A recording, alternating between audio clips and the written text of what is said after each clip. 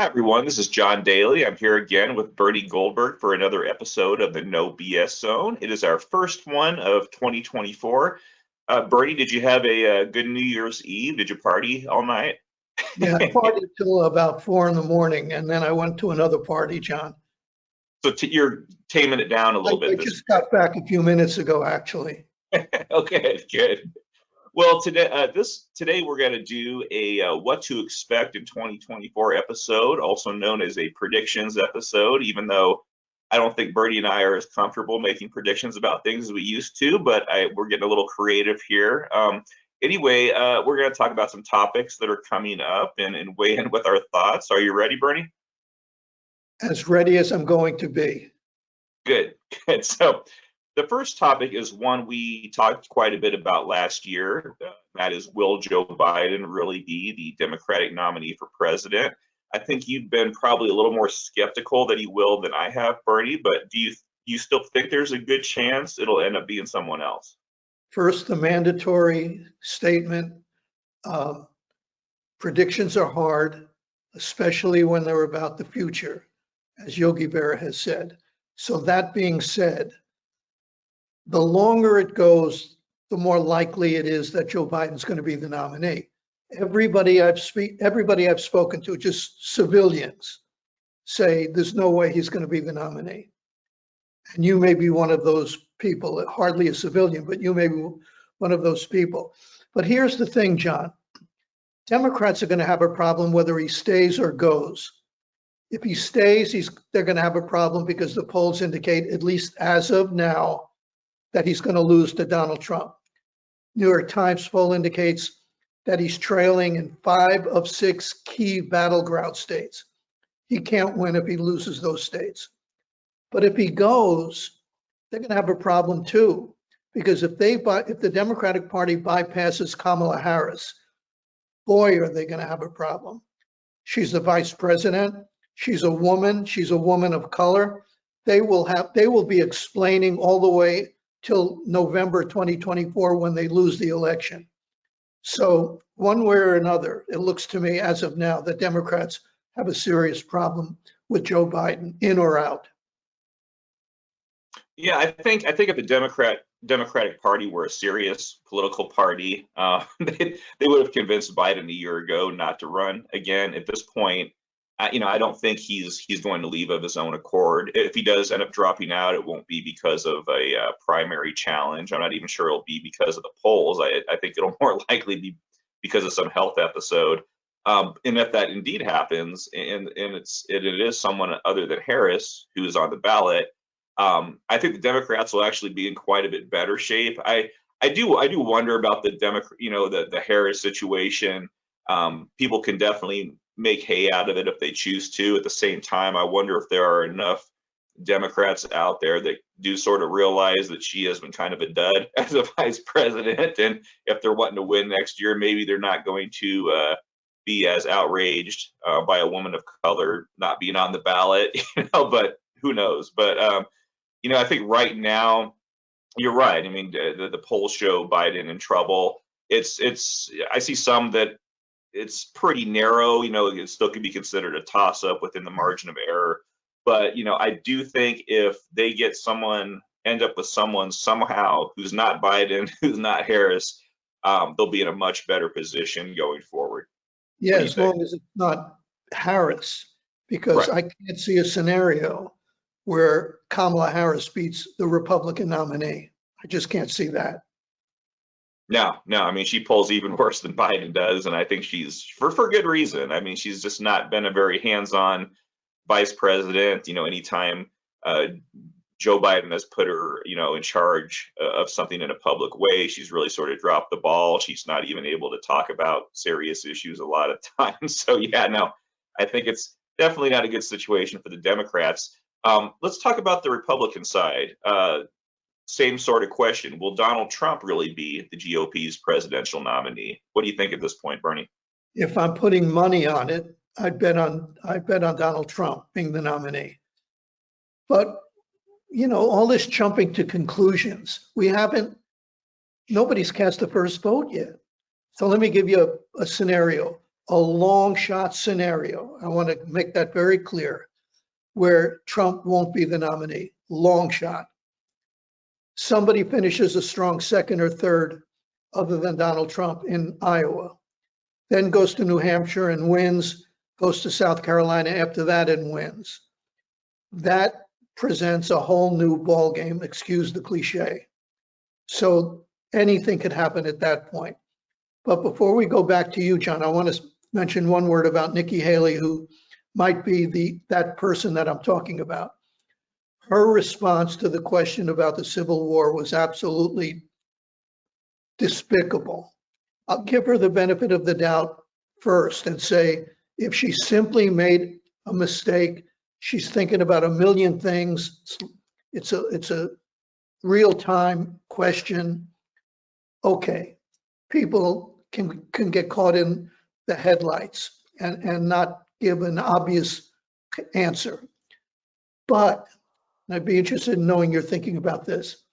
But if she was somehow appealing to a certain percentage of the Republican Donald Trump base that doesn't want to hear about slavery, doesn't want to hear about anything America ever did wrong with regard to race in America, then that is a serious, serious mistake or intentional mistake. That is very serious. And that could hurt her, even if she got the nominee. That could hurt her in the long run. Your thoughts? Yeah, I think that's actually what you're saying, or what you're suggesting there is actually correct. I think a lot of these Republican candidates, including the ones running for president, are trying to find this very fine line where they're afraid to death of turning off MAGA supporters, hardcore MAGA supporters, so they don't say things like the way Chris Christie would say things. Chris Christie, during this campaign has just spoken a lot of truth, a lot of blunt truth, a lot of truth that a lot of people on the right don't want to hear, while other candidates have really tried to, they don't want to offend, they're afraid of offending the MAGA right, and so they twist themselves into pretzels and say things that sometimes don't make sense. And I think, unfortunately, that's what Haley was trying to do here. You think that?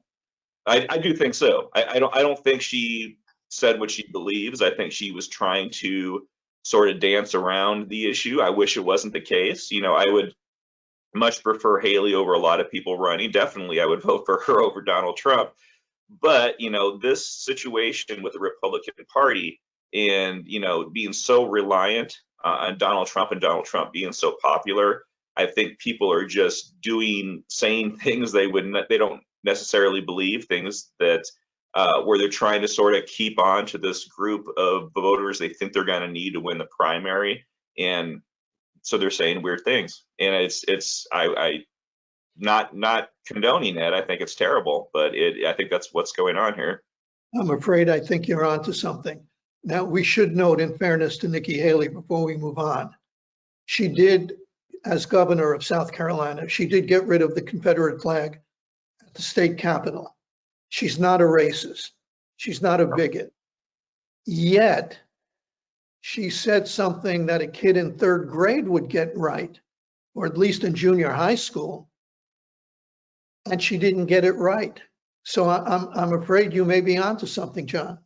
Yeah, I think she overthought it. I think it was a political calculation. I think that Nikki Haley, who handled the Confederate flag issue years ago, is probably the real Nikki Haley. I think the person who said what she said the other day was overthinking a political question, worried about offending certain people, worried about too many things, and that was the result.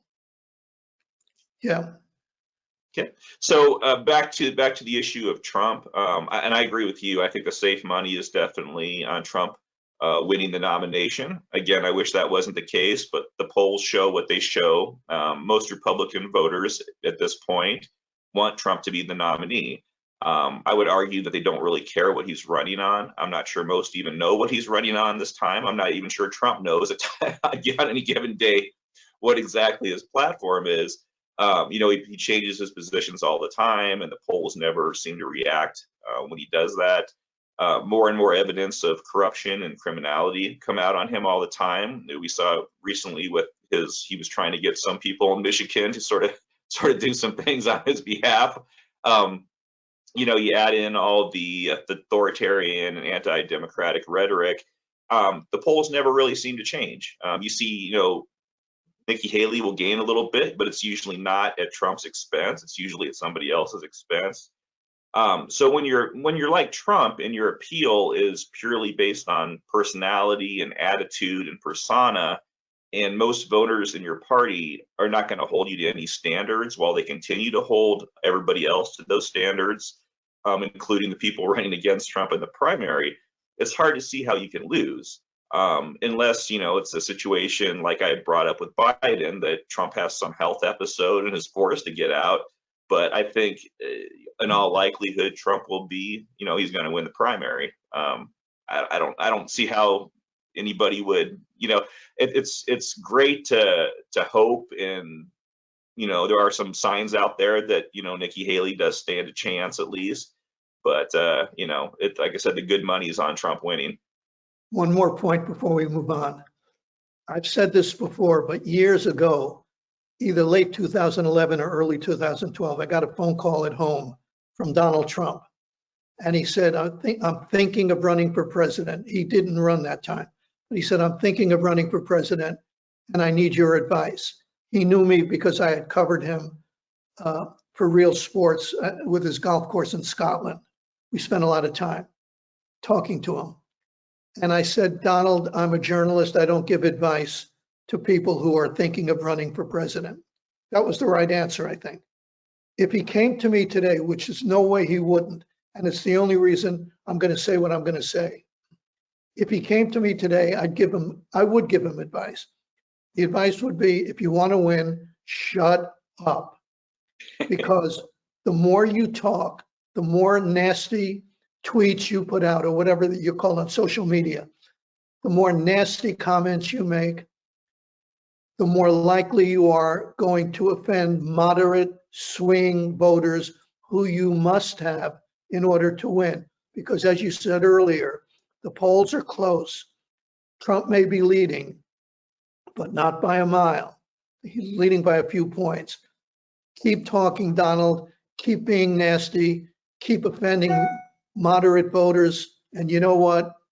You will lose. So my advice to you, Donald, shut the hell up if you want to win. Which advice, of course, he wouldn't take. Right. I don't want to come well, sound I think the advice you gave, though, it doesn't really apply to the primary, which is the problem, because the more he's out there saying this stuff, the more he jazzes up people who voted for him before. So, but yeah, general election, I think we saw a poll a few weeks ago. Trump is polling slightly above Biden in a lot of these national polls and in some of these state polls too. I think there was one few weeks ago, Nikki Haley destroying Biden by something like 17 points. 17, well outside it. By 17, which leads us to a question we haven't been able to answer. If Republicans really want to beat Joe Biden, you have a choice. You can pick somebody who the polls indicate will barely beat him, or you can pick Nikki Haley, who will beat him by 17 points. And you're picking the person who would barely beat him. I think you've said, John, they would rather spam calls. I don't know if you get them, but I get them all day long. If they really want to beat him, they wouldn't pick Donald Trump. They'd pick Nikki Haley. That said, and I think you've said this, they want to make a statement. Even if they lose, hard as this is to believe, they don't think they're going to lose is the point. But even if they lose, they'd rather make a statement with Donald Trump than have a much better chance with Nikki Haley. Does that make sense?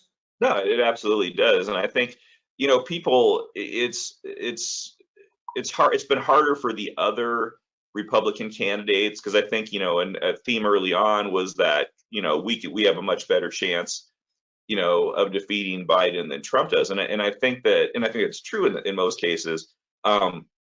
But Trump, when you're polling just above Biden, even by a little bit, that narrative sort of gets damaged because people see that and they say, well, even Trump can beat this guy, so let's just stick with Trump. I will say for people, yeah, I will say for people who are thinking that way, I'd go back and look at the polls in 2012, 2011, 2012 for Barack Obama when he was running for re-election. He was not doing well in the polls, and he was able to come back a year later. He did his whole class warfare campaign and ended up winning in the end. I'm not saying that Biden is Obama, but Obama was a particularly gifted politician. But for those who are pretty, confident and cocky right now that Trump can win because of how he's, narrowly beating Biden in the polls right now, I maybe rethink that, because there's a lot of time, a lot of things can change. Inflation cannot be a very big issue, a year from now. So, we spent a lot of time on this issue. Let me move on to the next part. One thing we wanted to talk about too, third-party candidates in this race. Will they be a factor? Will they play a spoiler for one of the major party nominees? Bernie, what do you think? A third-party candidate is not going to win. That's what I think. But definitely can have a big say on who does win. Give you an example. If Cornel West, a progressive left-wing candidate on a third-party ticket, or Jill Stein, another progressive Green Party candidate, if they pick up just 1 or 2 percentage points in a key battleground state, a close election, they would throw the election in that state to the Republican candidate. So they can have a big say. Now, you may know more about this than I, but the real wild card third-party candidate is Robert F. Kennedy Jr. How his candidacy affects the outcome beats me. You've said in the past that you think he would take more votes away from Donald Trump. I disagreed, but I don't know anymore. I think you may be right. Well, I think RFK Jr. If it was just him that we're talking about, I do think, and it's pretty close. The polls I've seen on there, he gets some support away from Biden too, but he definitely gets more from Trump. So I think if it was just him, that would actually favor Biden. But again, you bring up Cornel West, Jill Stein, they both lean left, and I would admit, I would say RFK Jr., when you look at his policy positions, he leans left as well. It's more his attitude, his anti-establishment stuff, the conspiracy theories, the anti-vax stuff is what appeals to the right. But you're going to have, if all these people stay in and they're on all the ballots, yeah, I think, the combination of these lefties that will more likely take away votes from Joe Biden is going to be a good thing for Donald Trump. So, yeah, that's my assessment anyway. From all I've read, Democrats are deathly afraid of third-party candidates. The more who enter, the more they're afraid, and they're really afraid of this, whatever it's called, third way thing, where it could be a fusion ticket, a Democrat and a Republican. Manchin and the former governor of Maryland, whose name escapes me right now, Hogan. Right. A lot of people who don't want to vote for Donald Trump or Joe Biden might very well cast a ballot for that ticket, and that would throw everything up in the air, because they might get enough votes for the election to be decided in the House of Representatives. If they don't get enough electoral votes, if neither candidate gets enough electoral votes to win. Third parties this time around, I think, are going to be different from the past, because this time around, more voters than ever don't want either of the two leading candidates. They don't want to vote for either of them if they had a choice. Right.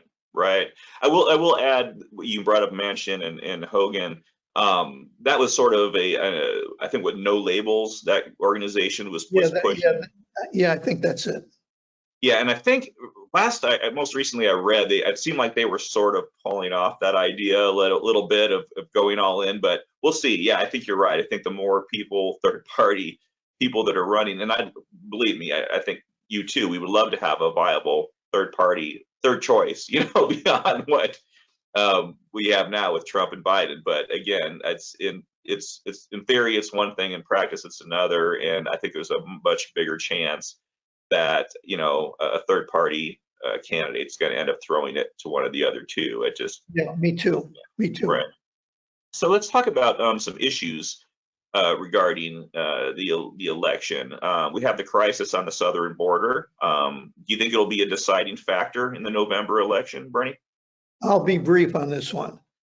The southern border chaos alone, if there were no other issues, no inflation issue, no crime issue, no other issue, that's enough to sink Joe Biden.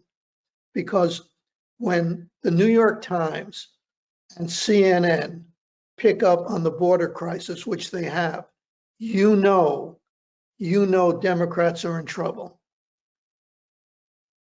Because the CNN, for a long time, you wouldn't know there was a border crisis if you only watched CNN. CNN is on the case now. They know it's a problem. Their viewers know it's a problem. Cable panders to its viewers, so CNN is running the story. Yes, it's an important story, but they know their audience cares about it, so they're running it. Their audience is made up of liberal Democrats mainly. It's a problem for liberal Democrats. Biden could be sunk on this issue alone. Yeah, and this issue, it's one of those things too, where he literally, I mean, he has no one really but himself to blame. He announced these border policy changes prior to even taking office, and whenever someone does that, whenever a president does that, the world is listening. They're trying to gauge, they're trying to figure out when's the best time for them to try to people to immigrate, into the United States, to cross the border, and people listen. And yeah, I mean, he didn't initially change all that much from Trump's policy, but he changed enough and announced enough that it got everybody coming here in droves. So yeah, it's I don't know, you can't really gloss over it at this point. Like you said, the mainstream media is picking up on it as well. So I got to believe it's going to be a problem for him. Slam dunk. The only thing I've been sure of so far is that this issue will not help and will hurt Joe Biden if he's the candidate, and Democrats if he's not the candidate. This is not the Republican Party's fault. No matter how many times the White House says, well, if the Republican Party would get on board with a solution, this is Joe Biden's fault. That's it. No excuses. Right. Now, I've seen the argument made, and I do think there's definitely something to it. I think I've made it myself too. Is when Trump first became president, they had 2 years where the Republicans had the Senate, in the House. They could have moved at that point and done some real good stuff on border policy, and they really didn't. But what we're seeing now is it's a whole different level. I mean, it goes beyond negligence by the Republicans a few years ago, and it comes on to this problem Biden invited on himself, and you can't blame Republicans for that, for sure. So speaking of Joe Biden, another issue we wanted to talk about, the impeachment inquiry into President Biden that's being conducted by Republicans right now. Do you think this will be a good thing or a bad thing for the GOP? Tell me where I'm wrong. I can't see how this is a good thing for the Republican Party, because if this thing goes on and ends with nothing, then the Republicans look like they've been partisan jerks who are just getting even for what the Democrats did to Donald Trump, and voters aren't in the mood for that. Now, I know the argument. We have to have an inquiry to see if Joe Biden was involved. All we know for sure as of this point is that Hunter Biden, his smarmy son, was making a lot of money with no ability in the areas he was making money in, gas and oil and all that. And he was making a lot of money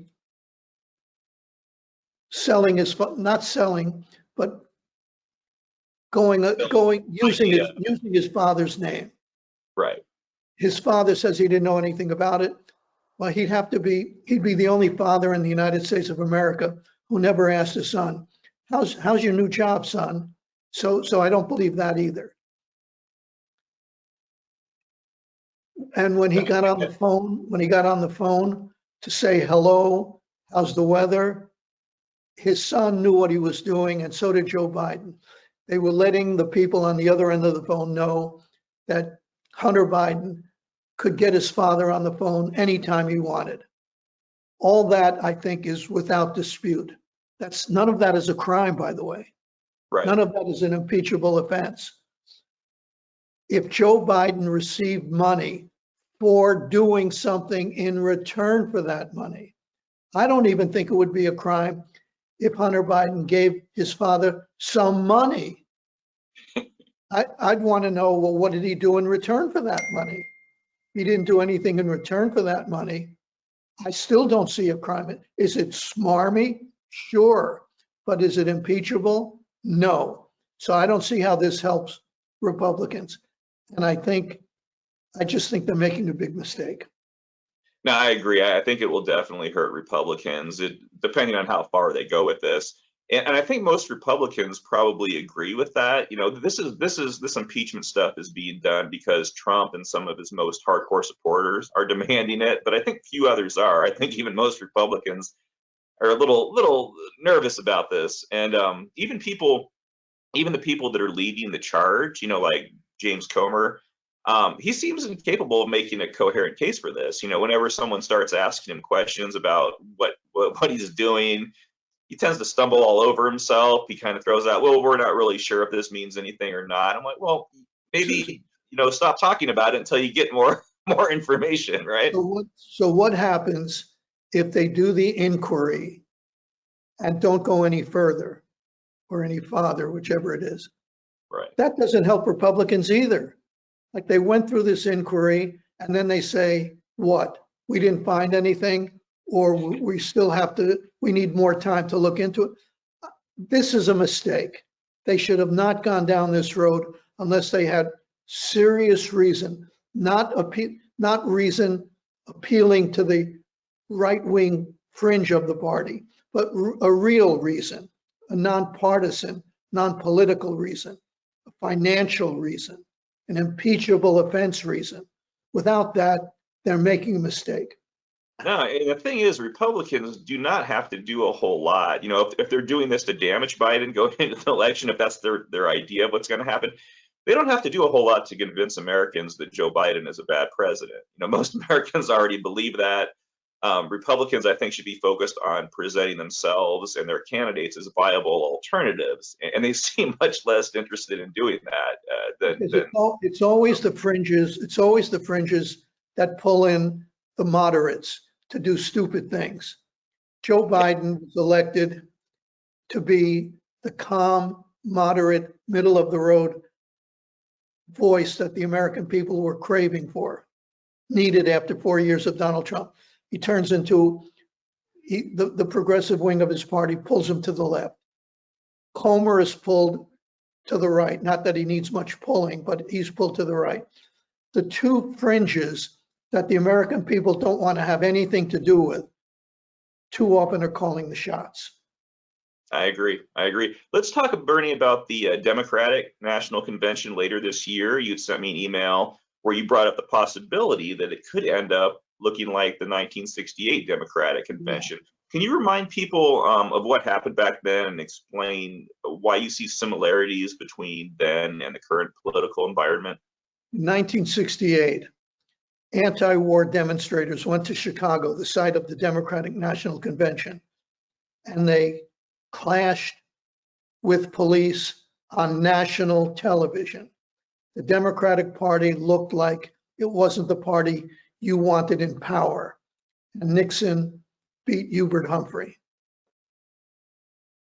If the pro-Palestinian, anti-Israel, quasi-pro-Hamas, at times pro-Hamas demonstrators decide to go to the site of the Democratic National Convention, where is that? Do you know, John? Oh, I looked it up beforehand, but now I don't remember. Okay, doesn't matter.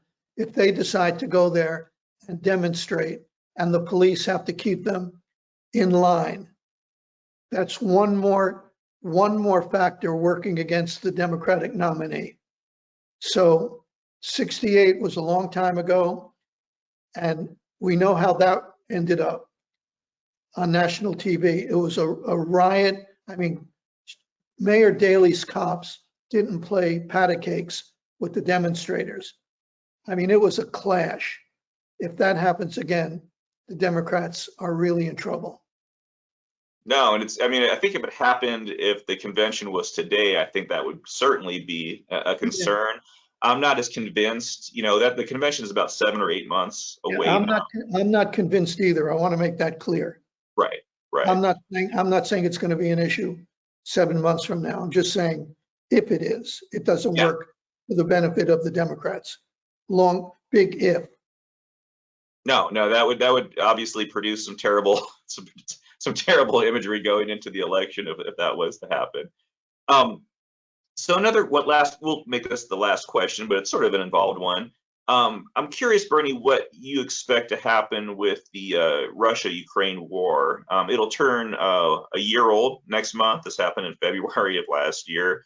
Most observers thought at the time that Putin would win this in a matter of days, maybe a few weeks. That's not what happened. The Ukrainians have been far more resilient than a lot of people, especially Putin, believed. The country has certainly got a lot of help from European allies as well as the United States, not in the way of soldiers, in the way of funding and equipment. Where do you think things are going to go from here, Bernie? Is it 1 year old or 2 years old? Just one Oh, year old? I It think it's feels 1 year old. going on forever. Okay, let me preface this by saying I'm no expert on the war. I'm one of those people who was very interested in the beginning and stopped paying attention, which is a bad sign for Ukraine when regular people stop paying attention, but it was inevitable. Here's what I can't figure out. Ukraine gets bombed every day. More and more buildings turn to rubble. More and more human beings turn to corpses. Russia is not going to pick up and turn around and leave. Putin will not do that. If Ukraine, and I'm not saying Ukraine should make a settlement that it can't live with, but if it doesn't make a settlement of some kind, there's not going to be anything left of Ukraine after a while. How long is this going to go on? This is not an argument. This is not an argument saying that Republicans shouldn't support money for Ukraine. That's not what I'm talking about. I'm saying one way or another, whether we give them support or don't, Ukraine is becoming rubble day by day. And I just can't see, I'm not an expert, but I can't see any way this ends well for Ukraine. Russia won't win, but I can't see how Ukraine wins. Yeah, that's a good question. There's a lot of, and I know there's a lot of big people in Ukraine that have different ideas of what victory looks like. Everybody seems, they want to win this thing, but it's hard to see what a win is. Some people think it's pushing Russian forces all the way out, but it's hard to see that as a likelihood. So far, there's a lot of growing pushback, especially in the Republican Party here against funding of Ukraine. I believe Congress has appropriated somewhere around 113 billion for Ukraine defenses so far, which sounds like a lot when you say it, but it's actually a very tiny portion of federal spending. And I think like 90% of that sum is actually never leaves our country. It's into basically getting the equipment to them. For my personal stance, I think it's been sort of a bargain when you take into account all the damage Ukraine has inflicted on the Russian military. And I do think other bad actors like China, who have their own visions of invading their neighbors, may be learning some important lessons throughout this, that it's not such an easy thing. And I think that's good. As far as the United States, I think we've largely been doing the right thing on Ukraine, both morally and strategically, though I think we've been too slow to move a number of times and too slow to provide resources. I think a lot of European countries have been stronger on this. But it's like you said, there's so many. It's hard to see what's going to happen. Like you said, Putin he would, if he were to pull out tomorrow, this would be a huge blow to Russia, to him. So it's hard to see how he's going to do that. I think it's right to, for Ukraine to do what it's been doing, but at some point something's got to give. It's a lot of people look at it as a stalemate right now in many ways, but that's not going to last forever. So I don't know. It's hard to see where things are going to go. I hope Ukraine can, hold a strong front, but I don't know. I just don't know. It's one of those very tough things. What I don't know is what kind of settlement would be acceptable to both sides. If Russia would say, if you let us have this much of Ukraine, we'll pull out. War's over. Well, how could the president of Ukraine do that? How could Zelensky do that? Because then domestically, people are going to say, you could have done that a year ago. Why? Right. I wish Ukraine all the best. I think Putin should be brought up as a war criminal. If he leaves Russia, I think he should be arrested and brought to The Hague to go on trial as a war criminal. What he's done is evil. And yet I just don't see how it ends. But I've said that already. Time to say goodbye, I think, right? Yeah, it sure is. Sure is. Well, I want to thank everybody for joining us for our first episode of the new year. We've been getting a lot of signups lately, so we appreciate that. Tell your friends, let them know. Bernie had a particularly strong column, I believe, on Monday. Bernie, do you want to just kind of review that real quick, what you wrote about?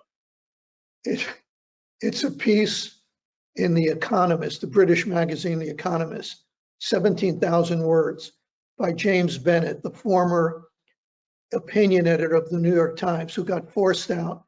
He was given a choice, resign or get fired, because he had the audacity to publish a column by Senator Tom Cotton, who said, if local police need help putting down riots, the post-George Floyd riots, then we should send in federal troops. The New York Times had a mini revolution, and James Bennett was forced out. The publisher of the Times, Arthur Sulzberger, is proud of the fact that he published an op-ed from a leader of the Taliban.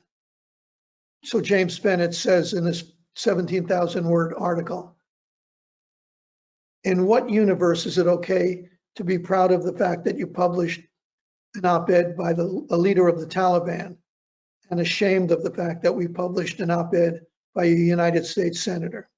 It's a takedown of the New York Times, and the headline is what it's about. It looks like conservatives were right about the New York Times all along, because James Bennett is no conservative. He's a New York Times insider, almost certainly a man of the left.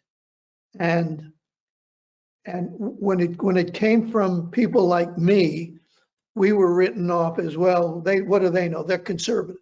Well, it's not a conservative saying it anymore. The New York Times has moved from a liberal paper to an illiberal paper that shuts down voices it doesn't want to hear. Yeah, great column. It's getting a lot of attention on social media. Definitely check it out. I highly recommend it. Bernie, I hope you have a happy 2024. You too, John. And just one more thing. I know we've gotten new signups lately, and we appreciate that. But if you can tell your liberal, if you can give a gift subscription to your liberal friends, so what if it drives them nuts? I mean, you might have some fun driving them nuts. That's right. Or to family members who you think would like a gift subscription. It's still not too late to do that. Exactly. It's the gift that keeps giving, and new content is going up, several new pieces every week, and so it definitely gives people something to read and listen to and watch. And yeah, we hope you, if you know anybody who you want to gift, send a gift subscription to. We would love that. So Bernie, you take care. All right. You have a great day. You too, John. Thank you, everybody.